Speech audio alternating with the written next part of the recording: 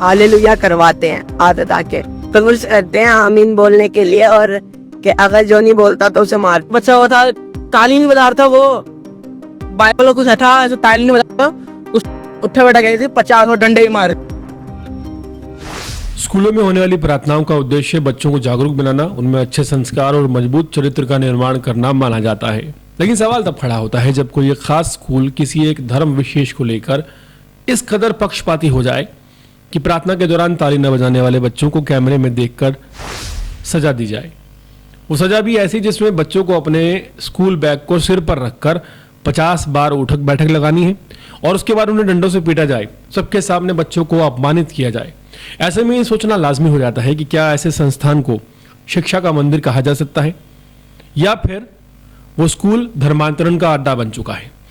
आरोप ये भी है कि जो बच्चे तिलक लगाकर या कलावा बांधकर स्कूल आते हैं उन्हें दंडित किया जाता है, जबकि उन पर दबाव बनाया जाता है कि वो एक धर्म से जुड़े प्रचारक गीत और आमीन आमीन जैसे शब्दों को दोहराएं। सवाल ये नहीं है कि प्रार्थना होनी चाहिए या नहीं, सवाल ये है कि क्या किसी मासूम बच्चे की आस्था, उसकी धार्मिक पहचान और उसकी स्वतंत्रता को कुचलकर की जाने वाली जो पढ़ाई है उसे शिक्षा कहा जा सकता है। राजधानी दिल्ली के बुराड़ी इलाके के संतनगर में स्थित एक private school Mount Olivet school इन दिनों विवादों के केंद्र में है। स्कूल पर गंभीर आरोप लगे हैं कि यहाँ पढ़ने वाले छात्रों पर कथित तौर पर एक धर्म विशेष को अपनाने का दबाव बनाया जा रहा है। अभिभावकों और हिंदू संगठनों का कहना है कि स्कूल के अंदर तिलक लगाने और कलावा बांधने पर रोक है, जबकि बाइबल पढ़ना अनिवार्य किया जाता है। इसी को लेकर इलाके में भारी बवाल मचा हुआ है। अभिभावकों के आरोप के मुताबिक हाल ही में एक छात्र ने बाइबल सॉन्ग पर क्लैपिंग करने से मना कर दिया था। इसके बाद उसे स्कूल प्रशासन की ओर से प्रताड़ित किया गया। पीड़ित छात्र का कहना है कि पीरियड के दौरान सभी छात्रों के सामने उसे दंड बैठक लगवाए गए और उसके साथ मारपीट भी की गई। इतना ही नहीं, कुछ अन्य छात्रों का आरोप है कि जो बच्चे बाइबल नहीं पढ़ पाए उन्हें भी 50-50 बैठक लगवाई गई। इस तरह की अमानवीय सजा एक स्कूल में दी जा रही है। अभिभावकों का सवाल है कि क्या एक निजी स्कूल में केवल एक ही धर्म को बढ़ावा देना जायज है। गुस्साए अभिभावकों का कहना है कि स्कूल में पढ़ने वाले ईसाई बच्चों के साथ साथ हिंदू बच्चों को भी बाइबल पढ़ाई जाती है।